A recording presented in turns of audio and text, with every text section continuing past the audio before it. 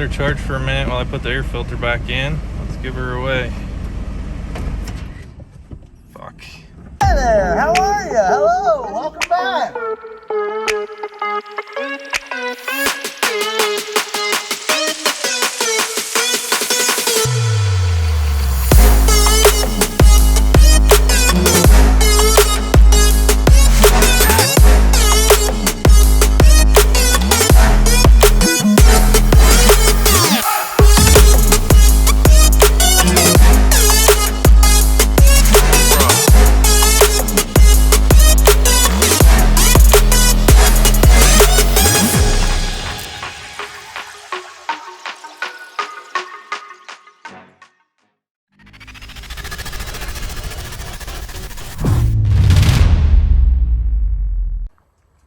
Tuesday now. Got the car up the hill, charged the battery overnight, and it was able to run long enough to get it up here. It was super sketchy. I think I was doing about 40 by the time I got to the bottom of the hill and was coming up. Got lucky nobody was coming because there wasn't any stopping, and I slid her out onto the road. I got her up here in the driveway, slammed it in park so I didn't run into the garage, so that was good. Got the brake caliper back here, was seized up, and got it moving again. Moving on to the next side. Just wanted to show you guys real quick about these stupid GM rear brake calipers.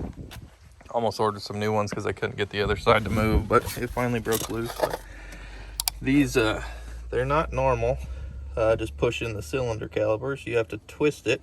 Little grooves in there, it twists as it comes out, so you have to twist it as you push it back in.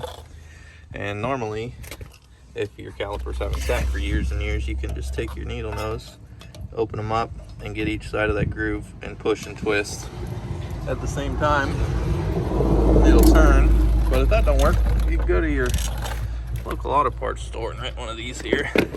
Got different size fittings for different calipers. You just want to pick the smallest size that doesn't pinch your boot when you're working on pushing it back in. So basically all you do is fit it up inside and crank her down. See if I can get a video here of it working. I had a hell of a time getting the other side to go. I already got obviously the rotor and the wheel bearing put on this side here. Same on the other rear one. All right. So basically all you're going to do is line the grooves, or the notches on this up in your grooves on your cylinder. Right there. Then you back this guy out until it's tight up against the outside of your caliper. So that's going to basically be pushing. I think it's a 7/8, but crescent wrenches work too.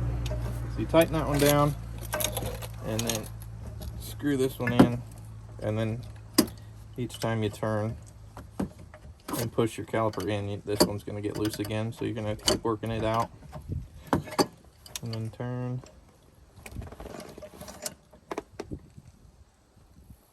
And that's it.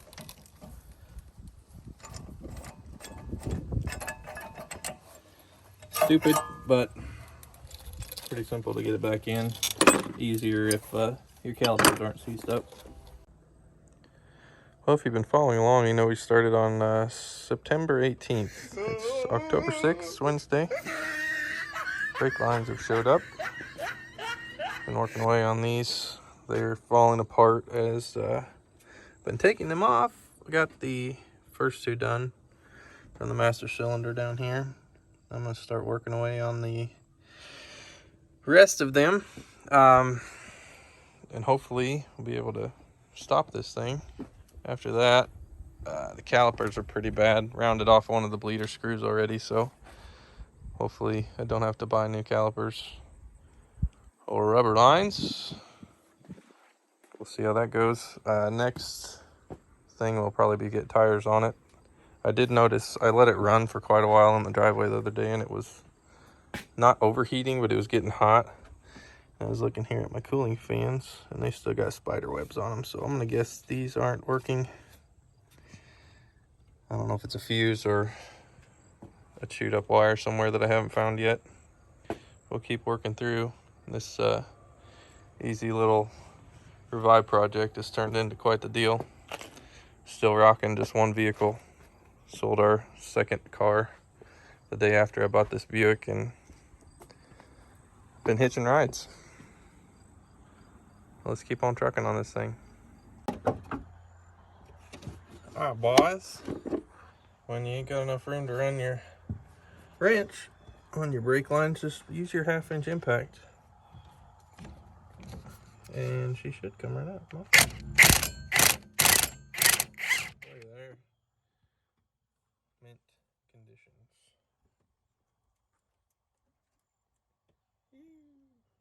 Alright. On to the next. Cool. Are you still videoing? Oh. Alright, Dan. You can stop and I'm gonna cut that out.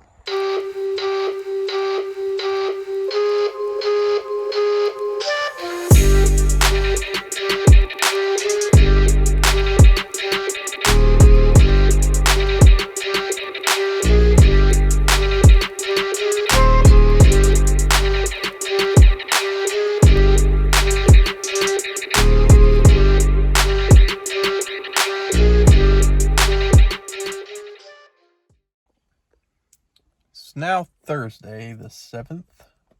I haven't done a very good job of filming as I've been going along through this process. I've spent the last day and a half just fighting brake lines and caliper bleeders. One of the bleeders I just plain couldn't get out. Vice grips, nothing. I couldn't get it out, so that one's not bled very well. I bled it through the rubber line to the caliper. There's air in the caliper. Brakes are spongy, but the car stops. I suppose that's all I can ask for at this point. It starts up. It runs a little rough. I've drove it up and down the road a couple times. I don't know if the transmission's shifting very well. The car kind of bogs down when you take off. I feel like it's not in the right gear, and then it doesn't want to shift out of that gear very well, so probably the next thing we'll be doing is transmission. Who knows? But definitely need tires. These ones aren't very happy. I feel like the rest of this, now that it's running and driving and stopping, is going to be just nickel and dime stuff. It needs struts, shocks in the back. The A-Ride, it's got A-Ride shocks in the back. They're gone. So there's no shocks in this car. It's basically sitting on the ground. In the beginning, I thought, yeah, this would be a good idea. The nickel and dime stuff, you can get through that. Every car is going to need some of that stuff, but I don't even know if this one's going to run down the road very well at this point. I still don't have very much money into it, but could you went and bought a $2,000 car and put $500 into it and been in a better position than I'm in? Yeah. I probably got $1,200 in this car after I put tires on it. No, that's not true. I probably got $1,200 in this car now, and it needs more work. But I'm going to drive it around for a while and see if I can't work some of the bugs out of it and figure out what else it needs. And hope it doesn't break in half, because there's not very much of this car left. It's rusted away, sitting in the grass for a few years. But all right, kids, it is now October 18th, 1:20 a.m. Been in here tinkering with this car a little bit more. I've driven it to work a couple times. Rides down the road fairly good, other than that it has no shocks, so a little bouncy, but she's a boat. She'll take it. Tracks straight down the road. No complaints there. Just was really having some trouble climbing hills and stuff. Is really chuggy. I think I said in the beginning of this video a month ago when we started this endeavor that I've had one of these before. My brother also has one, and we had the same problems with both of them, and it was either the mass airflow sensor, which is tucked up under here somewhere right there, or the front O2 sensor, and I had not been able to change that. It is down there somewhere. Hang on. Down there somewhere. So you're shining. Anyway, I just got that changed, and it sounds like it's running a lot better. The old one, where did I put the old one? The old one did not want to come out. That's why I'm just now getting to this. Been working on it for an hour or so. Finally got it busted loose. Had to put a decent sized breaker into my ratchet to get her popped off of there, but also had to rewire the connectors because the one that came on it was not right. It was the opposite of what we needed.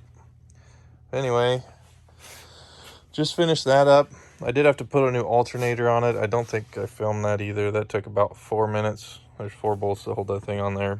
Pop the belt off and slap the new one on. And a new belt too, I guess. That was cheap, but alternator was like $200. I believe in one of the last clips I was saying I had probably about $1,200 into this, and that was pretty close. I broke down a list here for anybody who really gives a shit. Paid $300 for the car. Front hubs $147, rear hubs $85, pads and rotors $147. Also, by the way, all of this is like cheapest budget, halfway decent shit you can buy on Amazon or eBay. Anyway, plugs and wires $45, coil packs $43. Those 2 sensors I just told you about that I replaced were $91. Oil and filter $34. Trans fluid and filters $103. I think it was that expensive because I bought 3 5-quart jugs of trans fluid at $25 a piece. Fuel pump $43, alternator $203, and the brake lines were $159. So I got right at $1,400. Sitting in this car right now. Obviously haven't taken her to the courthouse yet to see what the damage is going to be, since this thing hasn't been registered for a few years. But I think I'm gonna wrap this video up. Could you go buy a $1,500 car and drive it to work? Yeah, sure. Are you gonna need to do most of these things that I just did to this car? Yeah, probably. Could you go buy a $5,000 Buick LaSabre right now? Yeah, go for it. But overall, I don't really have too many complaints with this car. It's kind of been a pain in the ass. I still have to put the front wheel bearings on. I didn't do those because they felt good, but I drove it to work a couple times, and one of them is definitely howling at me. It's not thrilled. Might put struts on it. I don't know. We'll see how long she makes it. Last thing I'm going to do tonight, I'll probably throw you on a time lapse to end the video, is change the oil and the transmission fluid and filter the trans fluid. Just for reference here, is not, can you see this? Focus.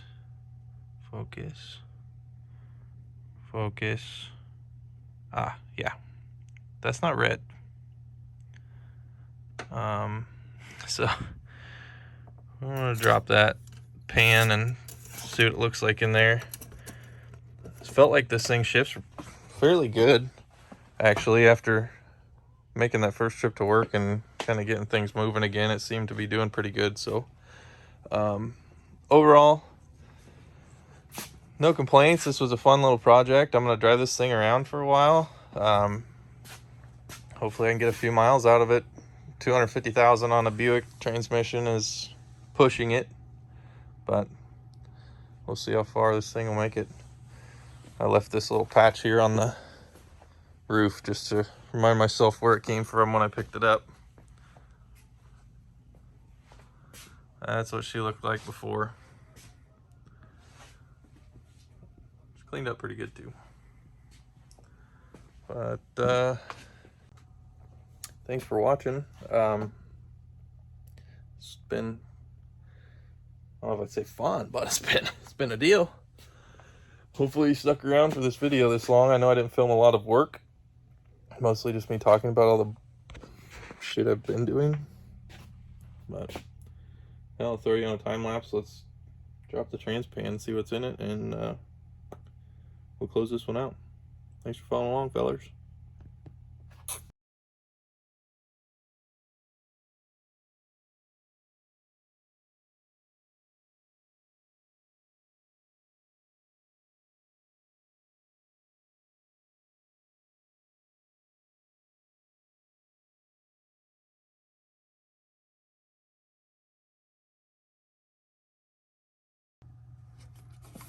By the way, if your funnel isn't a cut up water bottle, then I don't think we can be friends. You're too rich for my blood.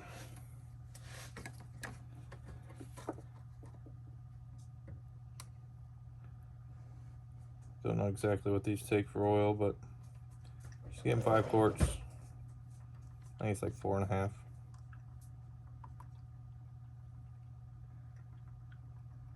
It could use a little extra.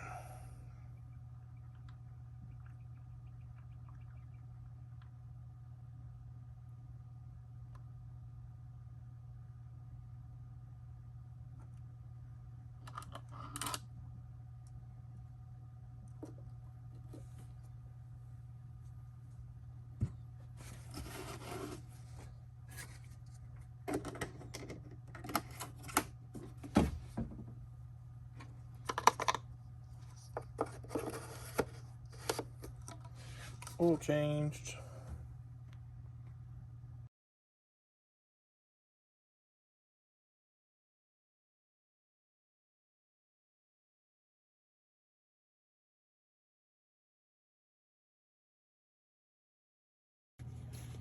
All right, one last update here. Got the trans pan off, and there's just some chunks in here, but it's dirt or something. Nothing's metal. Yeah, that might be metal. The rest of these are just dirt. And there's nothing on the magnet. Nothing major on the magnet anyway. It's just very muddy. This does not look like trans fluid either. This looks like maybe somebody topped it off with oil or something. I don't know.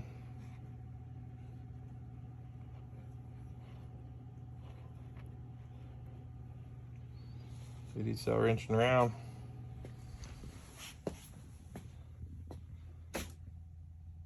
Find us on YouTube. That's where you're at now. Let's go. I just want to reiterate that when I said there was nothing on the magnet, I meant there was no chunks on the magnet. There's clearly some metal in this thing, but the last Buick pan I pulled, there was about a spoonful of gear chips down there stuck on the magnet. So doesn't look great, just better than the last one. Anyway, Napa Special. Bye.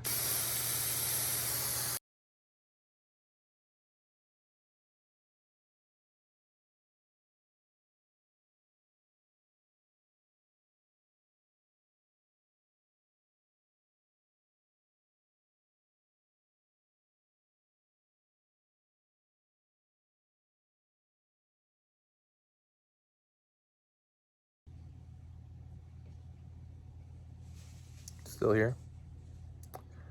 Drove to work a couple more times. By the way, it's the 20th, October 20th. Still chuggy, just chugging up the hills. Don't want to climb. Drops like back to second gear, going 60 mile an hour to make it uphill. Ran the codes, and it's throwing a P0300, which is a multiple cylinder misfire. So what we're going to make an attempt at doing here is just replace the ignition control module. Sits underneath your coil packs, my nice red coil packs. Looked into it a little bit. That's another fairly common problem, but if that doesn't work, I'll probably pull out the injectors and try and clean them up. Spray through them a little bit. You hook them up to a battery and open up the solenoid and blast through them and try and clean them out. So we'll do that real quick, see how it goes. Thought I'd throw this in here in case it helped anybody out. We'll see if this is our fix for our misfires. Probably double check the wires and make sure Jason ran them all correctly. Probably not. That's probably the whole thing, and I didn't even check before I ordered this ICM, but that puts us at, we were at $1,400, $100, $1,500 in this thing. So let's see if we can slap this in real quick and hope she runs better. I'm having a great time.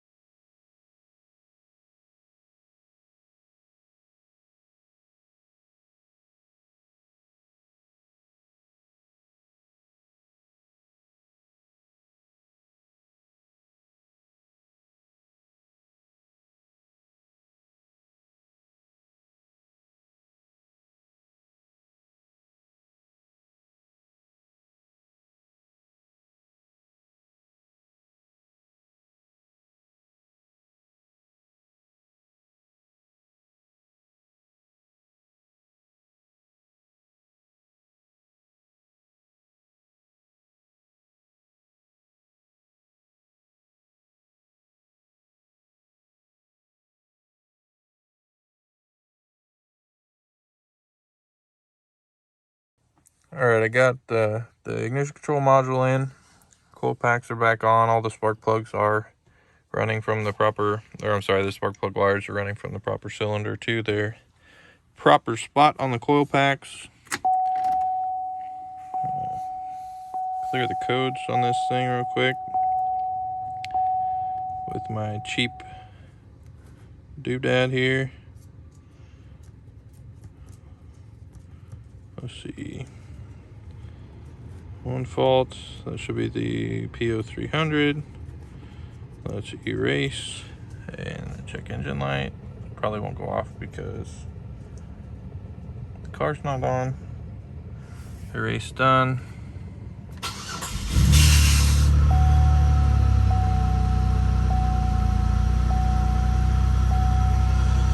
Check engine lights off.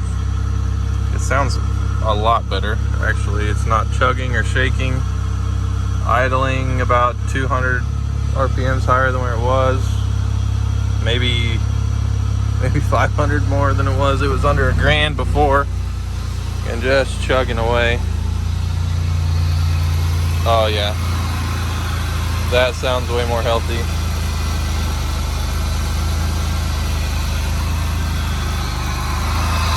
Way more healthy. Where's the throttle here? Yeah. Yeah.